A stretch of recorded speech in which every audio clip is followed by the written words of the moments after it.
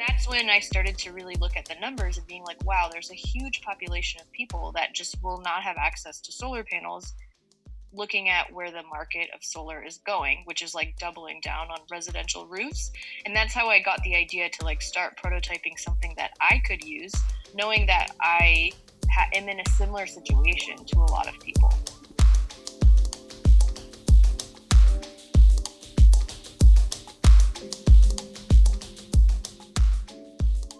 Hey everyone, welcome back to Susty Soul. I'm so excited to have my guest on the show today, which is Krystal Persaud, the owner and founder of GroupHug Tech, which is a solar company that focuses on window chargers for apartments, which is really exciting. Krystal, welcome to the show.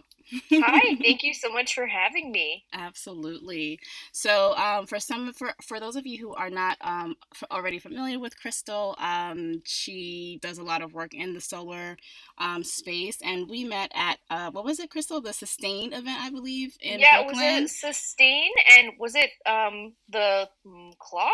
It was Yeah, like at a the sustainable Sloth. fashion. The sloth, Yeah, yes. Sustainable fashion like panel a yeah. couple months ago, I guess by now. Yeah, exactly. It was like a really great event, and Krystal and I, we ended up sitting next to each other, and then found out about what we both were doing. So I'm like super, super excited to have you on the show. So yeah, let's just get right into it, shall we? Sure, yeah. So yeah, just like give us a brief introduction about yourself and anything you'd like our listeners to know. Sure. Well, my name's Krystal. I'm an industrial designer by trade. So I actually went to Georgia Tech and studied what's called industrial design, which Okay. I like to describe it as like architecture, but for everyday objects and like solutions. So if you think about everyday objects like a toothbrush or a shoe or even a car, like there's industrial designers that work on it. And it's kind of like the intersection of art and engineering where Hmm. you're like creating products and experiences that solve problems and yeah, it's always kind of a funny thing. Like I don't think my when I applied and got into college, I don't think my parents even knew like what my degree was. Okay. Because it's such a niche field, but it really affects every single aspect of your life. And Hmm. I in one of my first jobs out of college, I actually joined a tech startup in New York. I was employee number three. Oh. The startup was called Little Bits, and it was an electronic educational toy. And I got really into electronics like right out of college. And then I kind of found myself at this intersection of product design and electronics. And I personally have always been very passionate about sustainability and the environment. Hmm. And that's kind of how the group hug journey started. Awesome. So I guess when you decided to like start Group Hug, what what at first, like, was it initially like just doing like the window chargers, or was it like something else? Was it something specific when you decided to like turn it into like a business? Yeah, it's funny because it's been kind of like I think like a lot of entrepreneurs, it's something I've been Mm-hmm. thinking about for like 5 years and Yeah. then just finally started to do it. But it Okay. took different forms. So when I was working, I've always really loved like design and community, and being in New York, there's New York Design Week every May. Mm-hmm. So like 5 or 6 years ago, I started just hosting design shows and like inviting my renting a gallery space and like inviting my friends to like put work on the wall and like display conceptual products that Okay. tackled specific like social themes. And then I called that collective group hug. So that was like Um. because it was like a group of us and we were all like doing something, and that's kind of like initially how the name started. Oh, and okay. then and then one year, and it was really fun.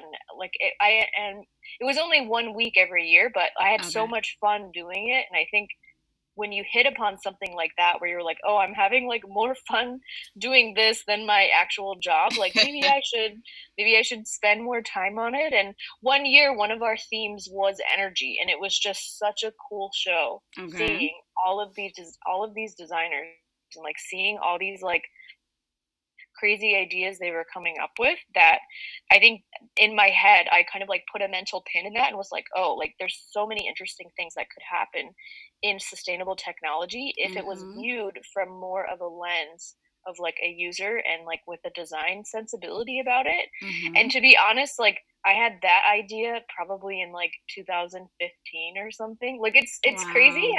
It's crazy how like, you plant little seeds of stuff and Hmm. it takes a long time sometimes to like get moving on them. Yes. Yeah, Yeah, absolutely. it takes a long time, and I think I was so young too, like, I only had, like, 1 job out of college that I don't think I believed that I could really, like, do it yet. Like, I Hmm. didn't know, like, the basics of how to be in a job and, like, just, like, basic stuff about how to be, like, a professional person, professional Right. designer. Right. But Right. then I had by the time, last year, June 2018, I finally like mustered up the courage to quit my full time job to do Okay. group hug full time. Oh wow. Congrats. It's a big deal. It's Thanks. always a big Yeah. step. And again, like it always seems like I did it one day, but it took like years of me putting together these pieces of like Hmm. figuring out what I really cared about. Right. Um, Right. Oh, cool, cool. Yeah, I can totally relate to that. It's definitely a hard step to take when you decide to like leave your full-time job because having a steady paycheck is it oh makes you my very gosh. comfortable. Yeah. Totally. Yeah.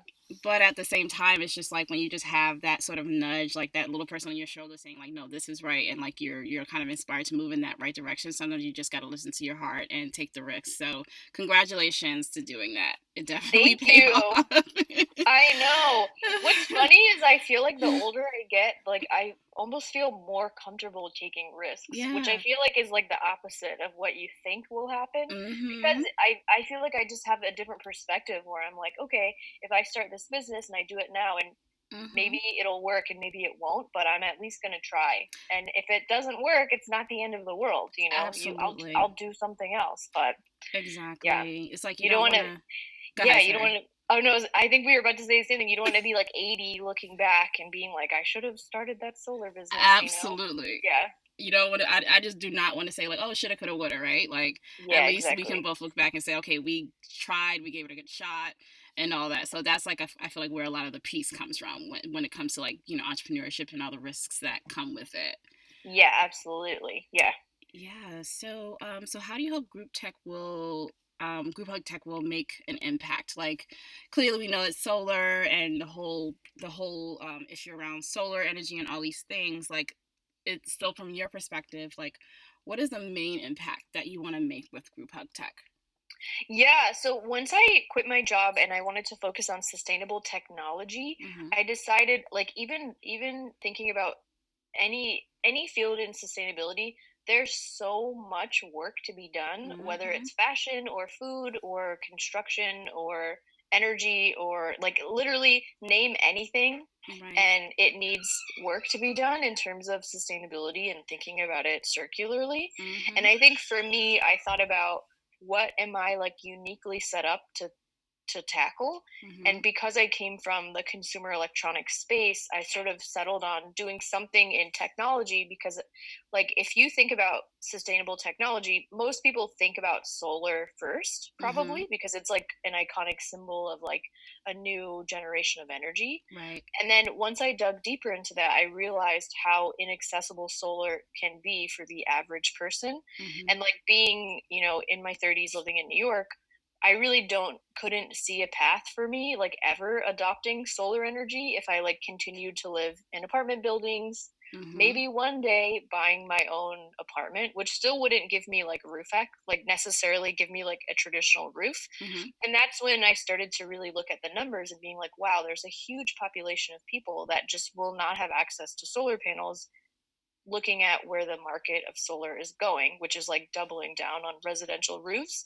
And that's how I got the idea to like start prototyping something that I could use, knowing that am in a similar situation to a lot of people. Right, right, exactly. And I think that's one of the main things when you were when I first met you when you were talking about the product. I was just so excited about it because I'm just like finally there's something that people with apartments can do and like be involved Yeah. in solar and save energy. So it's an amazing product.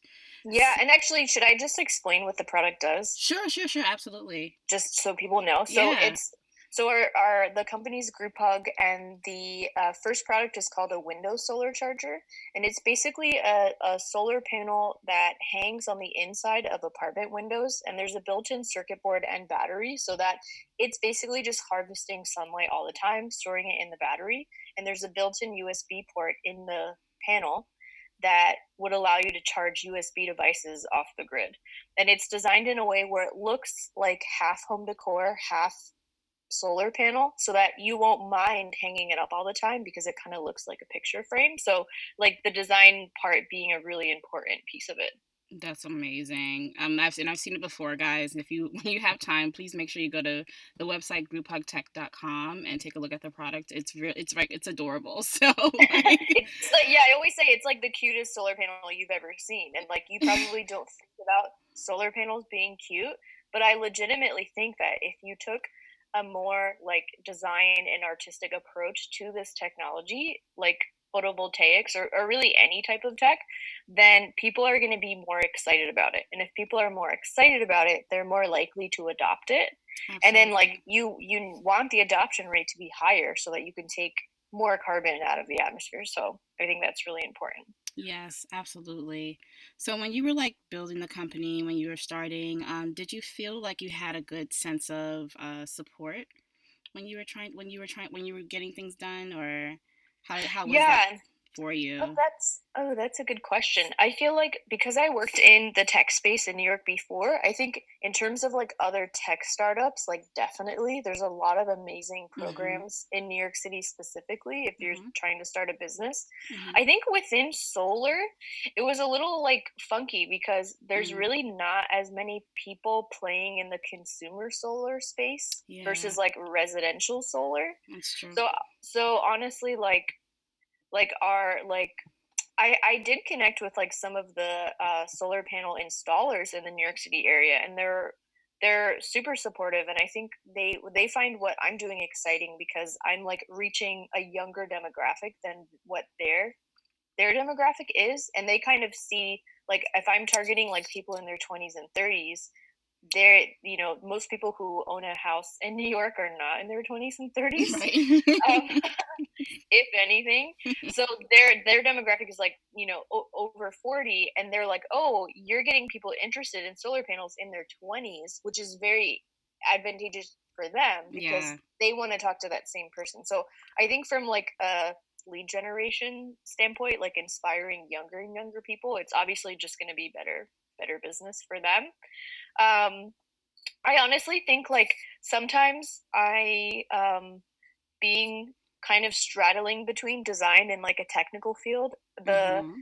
the criticism that I get the most is like, but how much money can you actually save with a small solar panel? Or like, Uh, aren't you losing efficiency because the panel isn't outside? Shouldn't you hang it on the outside of the panel? And I think it's mm, like I love this quote by I forget what her full name is, but I know her first name is Anne Marie, and she goes by Zero Waste Chef. Have you ever heard of this quote? yeah, I think Yeah, I know and which one you're talking about, but go ahead. yeah, and I always just say that I'm like, listen, of course, to do solar energy perfectly, you want to have a solar panel facing south, like in Mm-hmm. a location that gets sunlight the most days out of the year, in Mm-hmm. like a 20-degree angle outside. Like that's the ideal conditions for solar. I kind of fudge some of those, but you get the idea. Yeah. And not everybody can do that. Like Yeah. not everybody can do that. So if it means that there's a little less efficiency, and no, you're not going to save hundreds of dollars every year by charging your phone off the grid, but it like having something visible in your home that is solar, I really do think will make a big behavior impact. Mm-hmm. And it's important that, like, I'm going to butcher this quote, but the Anne Marie Zero Waste Chef quote is, um, we don't need millions of people doing zero waste, or in this case like solar energy per like oh no, I said it opposite. It's Sorry. fine. We It's I was totally like, fine. that's not right. But the quote is like, we need millions of people doing zero waste, or in my case, solar energy imperfectly. It's much better than having a couple people doing it 100% right. So Right. if we add, billions of people have USB devices. If they all took them off of the grid, of course it would make an impact. Right. And it doesn't mean that they all have to have completely carbon neutral homes. It's like baby steps that people can do. Absolutely. And I think that's another thing too, when you were talking about the feedback that you've been getting, you know, it gives so many people an opportunity to be involved, like you were Yeah. saying, unless you own a home, a lot of people don't really know how to, use solar energy. So it's a wonderful thing. So in spite of all of the feedback, I'm sure, I feel like the impact is definitely greater than what a lot of Yeah. people And it's like I think. describe it as like a gateway solar panel. It's like Yes. your first solar panel so that you just like get a sense of how it works. You have it. Some of the Mhm. feedback from my beta testers, we did a pilot run in December, have Mhm. been that like it's a conversation piece at like a dinner party where they just have it hanging in their apartment and then people are like, "What is that?" And they can Yeah. talk about solar energy and I think that's great. Yeah, it's amazing. So, so what is your like vision for the organization in the future? Do you see it like evolving, or if you have, if like, I'm asking this because I totally see it growing and expanding so much, like huge. I see it becoming very, very huge. So I'm just curious about like what was your vision if you could imagine like the ideal version of the organization 10 years down the line, like what does that look like for you? Yeah, I mean, I think product wise, like I would love to keep growing and making like a small, medium, large or something like that line of panels that people can use. So Okay. small might be this like small apartment, sorry, this small USB one. Mhm. Medium, maybe you'd be able to take like bigger appliances off the grid, like your laptop or like a lamp or something like that. And then I've honestly like one of the biggest pieces that has had a big impact Mhm. is doing custom panels. So Oh. one of the things I talk about a lot is like when I started doing research into solar, I Mhm. realized that like solar panels don't have to be rectangles, they just are. Like that's just how people have made them for Yeah. like 50 years. And if Okay. you go back and look up the first commercial solar panel, it Mhm. was actually made in New Jersey by Bell Labs and it Mhm. looks exactly the same as Wow. the solar panels we have today. It's like, a rectangular slab like on a pole. It's exactly the same. And Oh. I think that like part of what the beauty of design is to like really push that form factor and like make it more exciting and interesting. So I did earlier this year a custom cat shaped solar panel for Aw. the New York Hall of Science, and it's like 3 feet by 3 feet. It's really big, and it's hanging in a window in the museum Cool. and it's fully functional. So it has a little phone charging station, and it also has this like educational piece that teaches kids about solar panels. Oh, that's And that, awesome. like, I mean, I actually should go back and look at the stats, but like, it's been up since April, and the museum has like over 1,000 visitors every single day. So like, you know, Wow. at least 100,000 people have seen that by now, which It's is amazing. amazing. Which That's, is yeah, amazing, definitely which is amazing, amazing. and I was actually there, last week. I go every once in a while to, like, check up on it and just, like, Mhm. see how people interact with it, Yeah. and, like, a whole class of middle school kids came to see Solar Cat, Oh my and god. I was, like, melting because I was like, "Oh my gosh, like, this is so cool. They're coming here as part of their science class." So, I think, like, Oh gosh. there's a lot of opportunity in terms of impact just in education for doing these custom installations that you know with group hug just showing how like design and technology can make something more accessible, Mhm. especially renewable energy. So to be honest, that's a part of the business that I want to explore more. Yeah, I could imagine that's definitely such a rewarding experience seeing how like especially children like react to the product itself. I'm sure that's an amazing feeling for you. I could only imagine. Yeah, and just to have kids walk away being like, oh, solar, there's so many possibilities in solar energy, like that's huge because they're going to have that as a piece of knowledge moving forward. Yeah. So, like, with all that being said, and then just being within the sustainability space, since it's so broad, so as a woman of color, like, what would you say has been your experience? Have you felt like you've had a very unique experience being a woman of color in the solar and tech space, or if any at all? I'm just like curious if that has been like a very specific experience for you. if you want to Yeah, share. yeah, of course. So to be honest, do feel like I'm kind of at an advantageous position because I was like a director level manager at another tech startup. Hmm. And the at Little Bits, the founder and CEO is a minority woman, Aya Bader, Okay. who's an engineer who started the company. Okay. So I've always been in a place with like really diverse leadership, which Hmm. is not I can't obviously can't say that for every tech company and everyone. Yeah.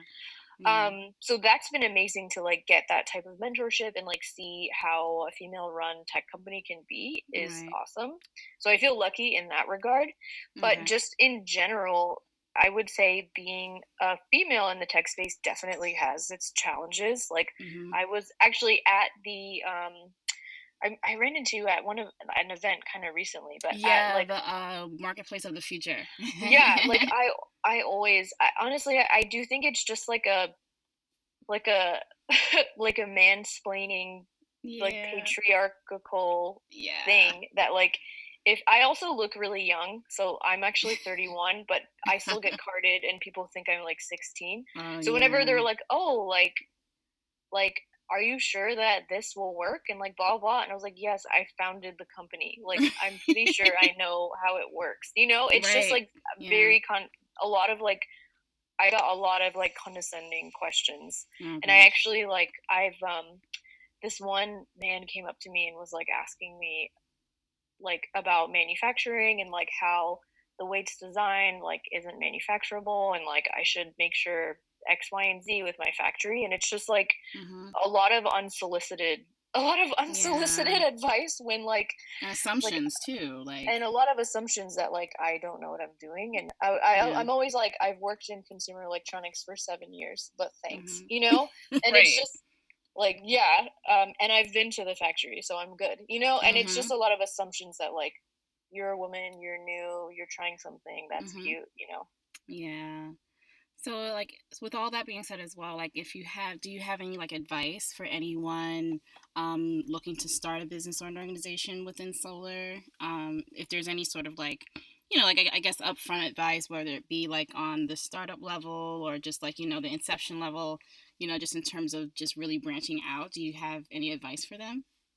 Well, I do think if you are in the New York area, there are a lot of great tech meetups. Like there is like a women in energy meetup. Like Mm-hmm. there's a lot of great community support if you need help. Mm-hmm. And then I think especially as an entrepreneur, you just have to feel comfortable just getting criticism all the time, Mm-hmm. Yeah. and like take some with a grain of salt, take some seriously. And I think it's just like a balance of being confident and vulnerable at all times is Mm-hmm. kind of what I've experienced because if Yeah. you if you have too much confidence, then you might not be a good enough critic of yourself, but Right.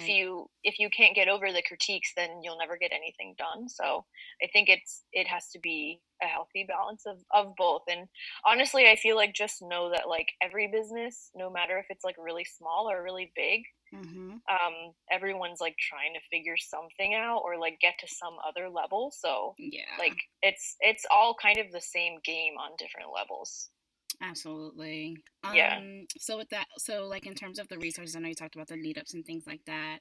Is there any other like resource that you would like to share with the audience that you feel would be helpful for people looking to start a business or an organization in solar? Anything that you Um, may have found helpful or Yeah, I mean, I think the best advice I always give, I also teach product design at NJIT in Newark and the School okay, of Visual Arts okay, in New York. And the best feedback I always give to students or anyone who's like trying to do something new is just like talk to a lot of people.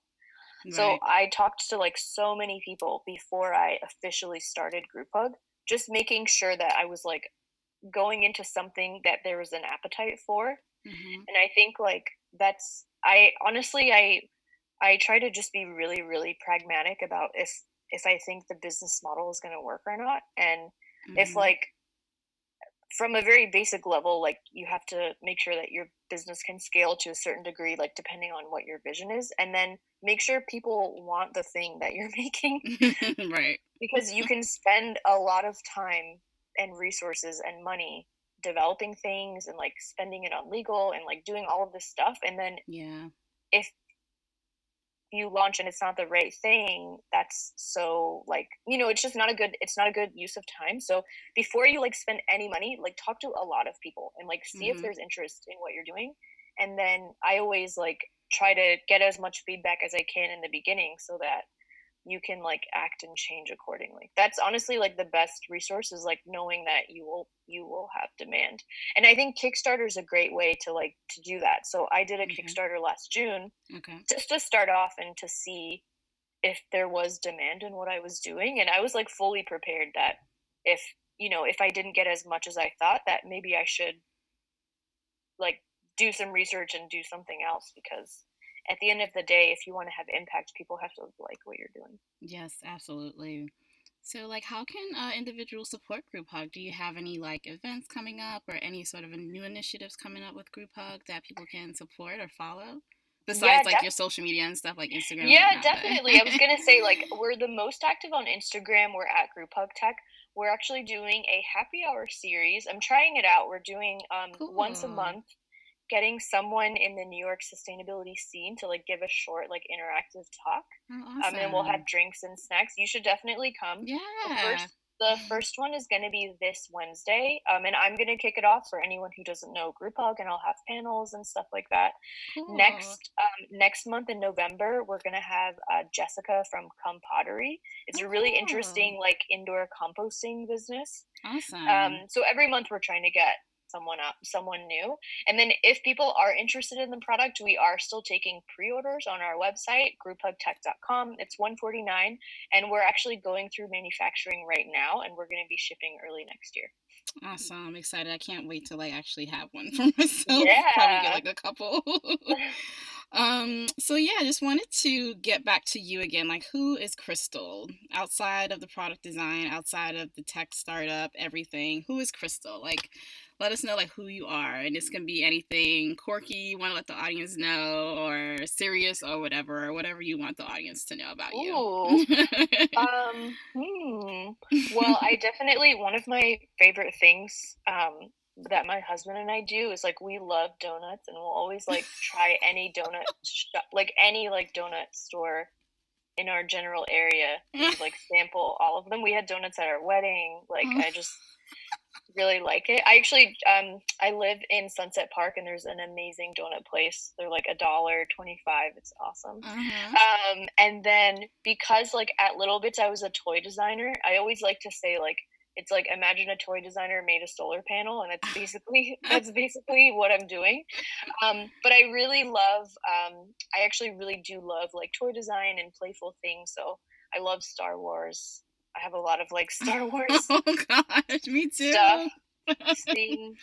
seen all of them. One of my favorite things to do is to Uh-huh. actually like work. I work with like headphones like in like a quiet zone, but then I'll Oh. play Lord of the Rings in the background.